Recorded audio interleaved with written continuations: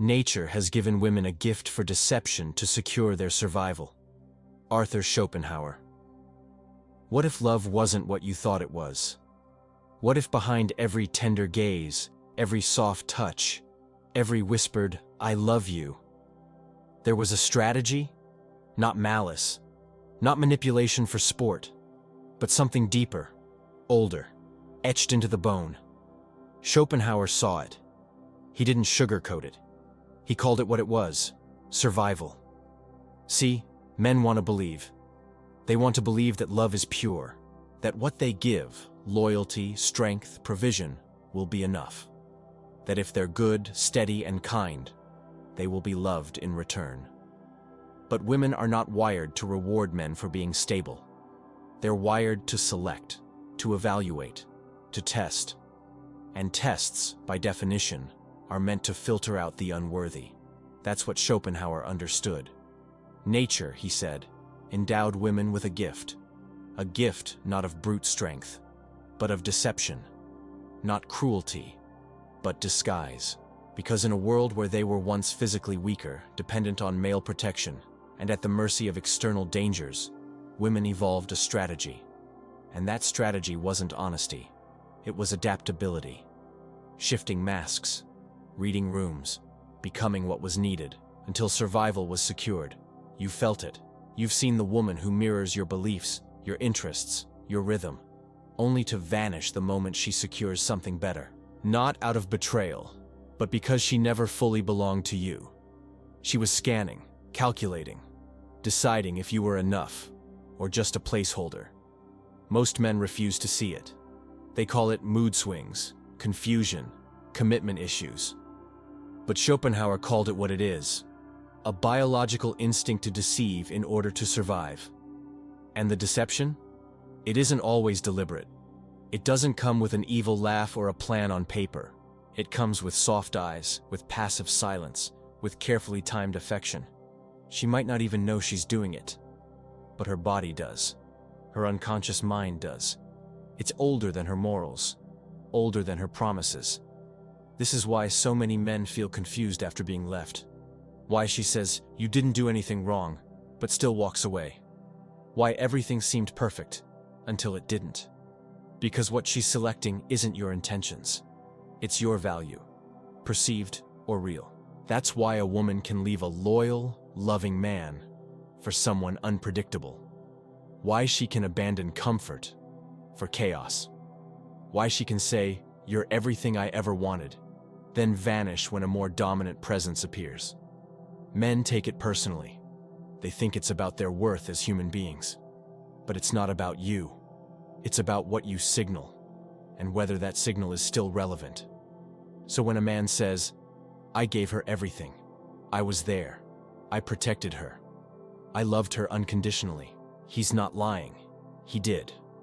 But what he doesn't understand is that unconditional love is not what tests are made to reward. Schopenhauer believed that women's instinct for deception wasn't evil. It was natural, and it was necessary. Imagine being in a world where your future depended on selecting the right mate. Not just emotionally, but biologically. Your children's future, your survival, your safety. You'd need to filter, you'd need to test, and you'd need to deceive if that's what it took to keep your options open. That's why many women don't burn bridges. They quietly step back. They stay friends. They say, "I'm not ready," instead of, "I've lost interest." Because deception is more socially acceptable than rejection. And most men, they buy it. They hold on. They hope, not realizing that the exit was already planned long before the goodbye was said. Now, before you jump to extremes, this isn't about hating women. It's about understanding them. Because if you want to connect with someone, you need to see them as they are, not as you wish them to be. Modern men were raised to think love is a straight line. Be a good man. Be dependable. Be kind. She will stay. But nature didn't design women to respond to kindness alone. It designed them to respond to strength, status, stimulation, and selective mystery.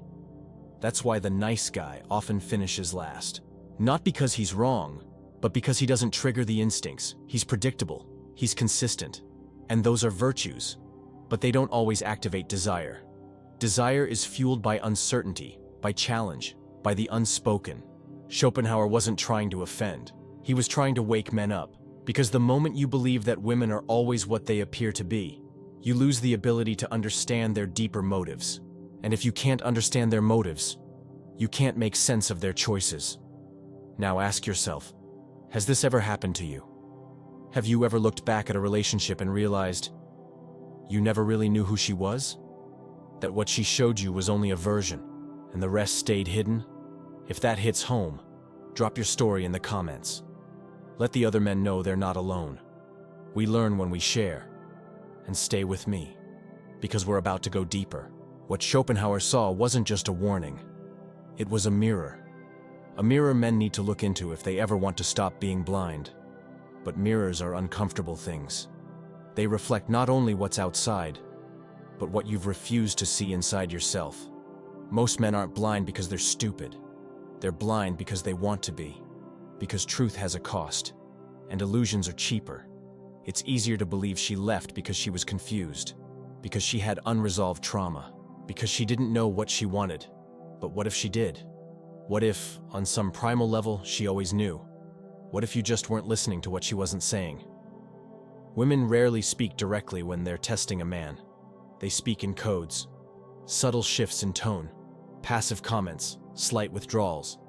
And if you're not attuned, if you don't understand the game beneath the surface, you mistake those signs for coincidence, for mood, for stress. But behind every test is a question. Is this man strong enough to hold me? Not physically, but emotionally, energetically, socially. Because for a woman, strength isn't measured in muscles. It's measured in presence, in confidence, in how you handle pressure.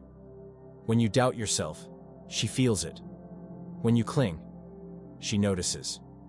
When you explain yourself too much, she tunes out. And here's the twist. She might not even realize she's doing this. Because nature isn't asking for her permission. It's running its own program. That's why a woman can genuinely think she loves you, right until the moment she walks away. And in that moment, she'll be just as shocked as you are. Because her mind was invested. But her instinct never was. This is the paradox most men can't reconcile. She meant it when she said she loved you, but she also meant it when she left. How is that possible? Because feminine emotion isn't linear. It's tidal. It changes. It responds to context. A man rooted in logic will struggle with this. He wants consistency. He wants answers. But in the feminine, consistency is the exception, not the rule. So when she tests you, she's not trying to hurt you. She's trying to feel you, to see if you're real, to feel if your energy shifts under pressure, to sense whether your confidence is deep or fragile. And when you fail those tests, not by making mistakes, but by revealing insecurity, you drop in value. Not because you're weak, but because you no longer feel safe to her instincts. You can't argue your way out of that. You can't convince her with logic, because what turned her off was never rational to begin with. That's the real cruelty of the game. You can do everything right and still lose. Because it's not about checklists. It's about energy, about subtle power dynamics. Schopenhauer saw this clearly. He saw that women, by nature, had to be covert. Their power was never open. It was hidden, not confrontational, but relational. Not direct, but intuitive. That's why women dominate emotionally, even when they appear passive. That's why a woman's silence can shake a man more than her words. You've felt it. You've been in that room, where she doesn't yell, doesn't cry, doesn't explain. She just looks at you with that distance, and you feel the world fall apart inside your chest. It's not just heartbreak, it's disorientation. It's realizing that what you thought was solid was never real, because she was always scanning, always evaluating, always ready to pivot. And if you weren't paying attention, you missed it. This isn't bitterness. This isn't misogyny. This is awakening. Because when you stop blaming her, you can start seeing her. And when you see clearly, you stop making the same mistakes. You stop giving your soul to someone just because she smiles at you. You stop thinking that love is guaranteed if you're a good man. You start to understand that attraction isn't about fairness. It's about nature, and nature isn't fair. It's selective. It rewards what works and discards what doesn't. So what works? Strength that doesn't need validation. Boundaries that don't need explanation. Presence that doesn't beg for attention. A woman doesn't want to lead. She wants to feel led, but she will lead. If your energy collapses, if your vision blurs, if your frame breaks, because someone has to steer the ship, and if you won't do it, she will. But the moment she takes the wheel, she starts losing attraction, because now she's protecting you, guiding you, and deep down she resents it. She may not say it, she may not even realize it, but it shows. In her tone, in her eyes, in how she starts to speak to you like a little brother, instead of a man. And if you don't reclaim your role, if you don't realign with your masculine core, she'll drift, slowly, subtly, until one day you wake up and realize she's gone. And you'll ask yourself, what did I do wrong? But it's not what you did. It's what you allowed, what you tolerated, what you became. Women don't leave because of one fight. They leave because of a slow erosion of polarity, because of a gradual dimming of your light. Schopenhauer's warning wasn't about blaming women. It was about waking men up to the game they're in. Because the man who doesn't see the game will always be played. The man who refuses to understand feminine strategy will always find himself confused, heartbroken, and lost. But the man who sees, who truly sees, becomes dangerous. Not because he manipulates, but because he can't be manipulated. He becomes solid, unshakable. He doesn't chase, he doesn't explain. He simply is. And that kind of man, that energy, is what her instinct craves. Not just her mind, not just her heart, but her ancient survival-based core. Because when she feels that strength, when she knows you see through the masks, when she senses you're not easily swayed, she surrenders, not in fear, but in relief. Because surrender is the feminine answer to masculine certainty. Not control, not force, but presence. A man who knows who he is and doesn't need her approval to stay that way. That's what breaks her resistance. That's what melts her strategy. But if you come with need, if you seek validation in her body, in her words, in her attention, she will sense it, and instinct will activate. She may not even be aware of it. But somewhere in the hidden language between you, she will start to test you harder, push your buttons, withdraw affection, make you prove yourself. Not because she's cruel, but because she needs to feel your root, to feel your grounding, to know that if the world collapses, you won't. And if you collapse under her pressure, if you flinch, if you beg, you lose her. Not because she wanted to leave, but because you showed her you couldn't lead. This is the brutal clarity most men never get taught. They get told to be nice, to be generous, to express feelings, but they're never told when to say no, never told when to hold frame, never told how to walk away without guilt. And that's why so many men become disposable. Not because they're bad, but because they're forgettable, interchangeable, lacking polarity. Schopenhauer saw the imbalance. He saw that men often confuse love with servitude, and women, operating on a different wavelength, respond to that servitude with quiet disdain. Not openly, not immediately, but eventually. Because if you give everything away to earn her love, she won't feel lucky. She'll feel trapped, like you're offering her the throne, but you've abandoned the kingdom. And no woman wants to rule alone. This is what modern men don't understand, that women may say they want equality, but what they feel drawn to is complementarity. A dance, a pull, a tension, where she can relax into her softness, because you've anchored into your strength. But if you collapse into sameness, if you compete with her emotions, match her uncertainty, mirror her moods, you kill the polarity, you kill the desire. And then you wonder why she's cold, why she's distracted, why she's scrolling late at night, why she starts talking about needing space. It's not mystery, it's biology. It's a shift in emotional gravity. She tests you not to destroy you, but to feel if you're real. She withdraws to see if you'll chase. She provokes to see if you'll fold. Because she doesn't want a puppet. She wants a presence, someone who can take the storm without losing center. You may think, but I was loyal. I gave her everything. Yes, but were you grounded? Were you clear? Did you hold your frame when she tried to pull you out of it? Because if you didn't, she started parenting you emotionally. And the moment she does that, you stop being her lover. You become her child. And no woman wants to sleep with her son. This is why you have to know the difference between pleasing and leading, between pacifying and guiding, between reacting and responding. Reacting is feminine. Responding is masculine. Reacting chases. Responding observes, waits, and chooses. The moment you stop reacting to her emotional waves and start moving from inner authority, the game shifts. She can't control you. She can't shake you. And paradoxically, she feels safer. Because women don't want to lead emotionally. They want to feel your certainty and surrender into it. But if they don't feel it, they take over. Not out of choice, out of necessity. And then you resent her. You say she's cold, masculine, difficult, but she became that way because you disappeared, not physically, but energetically. So what do? You stop seeking validation. You start building internal strength, not for her, but for you.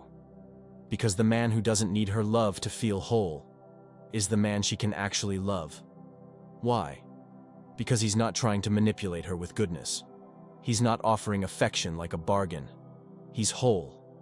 And from that wholeness, he invites her into something real. Schopenhauer's insight wasn't about division. It was about understanding the dance, about seeing the roles that nature carved out, and learning how to play your part consciously. You're not here to control her, but you are here to lead yourself, to be the one who doesn't lose center, even when everything around you is shaking. And when you do that, when you truly stop reacting and start embodying, you become undeniable, not in arrogance, but in depth. You're not the man who flinches when she tests. You're not the man who explains himself to death. You're not the man who begs her to come back. You're the man who understands why she left and uses that knowledge to become unshakable. She didn't leave because you weren't enough. She left because you forgot who you were. And the moment you remember, the moment you reclaim that presence, everything changes. Because then, it's no longer about getting her back. It's about never losing yourself again. And when you stop losing yourself, you stop fearing loss. You stop chasing affection like it's air. You stop performing, explaining, overgiving. You simply exist as you are, and let the world orbit around that truth.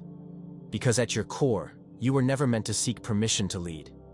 You were born to lead yourself first, and then invite others into that alignment. And some women won't follow. Some will test, push, withdraw, and still leave. Let them. Because the man you are becoming doesn't beg for alignment, he attracts it. And that attraction isn't based on looks. It's not based on wealth. It's not even based on words. It's based on something far deeper. The rare energy of a man who doesn't flinch, who doesn't need to dominate, because his mere presence commands respect. A man who sees women clearly, not as angels, not as demons, but as complex, ancient beings moving through their own biological imperatives.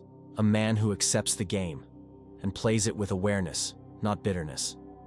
That's the secret. Awareness. Most men walk through relationships asleep. They think love is just about compatibility, chemistry, good timing.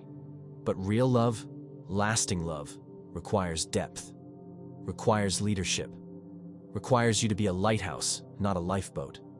She doesn't want to rescue you. She wants to be pulled into your current. She wants to feel your gravity. She wants to orbit you. But that only happens when you've built an internal world so rich, so strong, so still, that her storm cannot shake it. That's what makes a man unforgettable. Not his looks, not his status, but his stillness, his center. And the paradox? The more grounded you become, the less you chase, the more you attract. Because women aren't looking for perfection. They're looking for truth. A man who knows who he is. A man who doesn't change shape to win favor. A man who isn't confused by feminine chaos, because he expects it, honors it, guides it without judgment. That's not toxic, that's masculine. And if you're hearing this now, and something inside you is waking up, don't ignore it. This isn't about tactics. It's not about learning tricks to win her back. It's about waking up to your essence, to your masculine spine, to the part of you that doesn't beg, doesn't explain, doesn't shrink to fit her preferences. Because once you touch that energy, you'll never go back to the boy who begged. You'll never be that man again. And maybe that's uncomfortable to admit. Maybe you're realizing how many times you bent your truth just to keep her around. How many times you said yes, when your soul was screaming no. But that's the price of awakening. You have to face the cost of your old self before you can step into the new one. And I'll tell you this, the moment you reclaim your center, the women in your life will feel it. Some will be drawn closer, some will leave, but you won't chase either. Because now you see the game, you see the strategy, you see the dynamic, just like Schopenhauer saw. His words weren't cynical, they were surgical. He cut through the illusions of romance to expose the primal engine underneath. And when you stop fearing that truth, you gain power. Not over others, but over yourself. And with that power, you can finally build something real. Not based on fantasy, not based on need, but based on alignment, on clarity, on mutual respect and polarity. And if you've made it this far, you're not like most men. You're willing to see, to confront, to evolve. So I ask you, what part of you are you ready to let go of today? What illusion are you done protecting? Drop it in the comments. Not for attention, but to make it real. Because the moment you write it down, you stop running from it. And if this message spoke to you, if something clicked, something woke up, don't keep it to yourself. This space is for men who are ready to wake up, to stop blaming, to start building, to lead from presence, not performance. So hit that subscribe button, not for me, but for you. Because this is the journey back to your masculine core, and this channel will keep you aligned. You were never broken. You were just buried. Let's bring you back.